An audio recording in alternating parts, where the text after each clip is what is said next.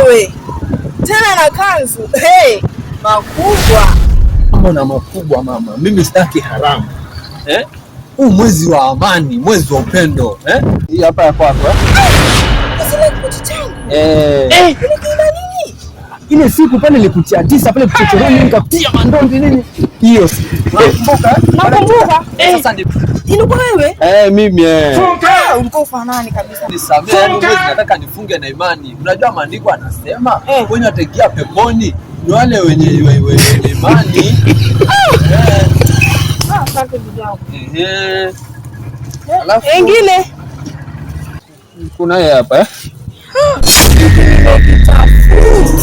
hiyo niba ile siku hapa yule mtoto akipita hapa ni kitu yangu umepotea mimi sasa wewe gani kweli nakufundisha sasa kuna hii pia hapa unaangalia mwenyewe hebu angalia hamna yani mama kifupi mimi leo kila mtu anampatia haki yake yani uendelee hivyo roho safi kabisa yani mimi sasa kuiba basi kuiba basi pelekeni kwa saumu yangu moja kwa moja direct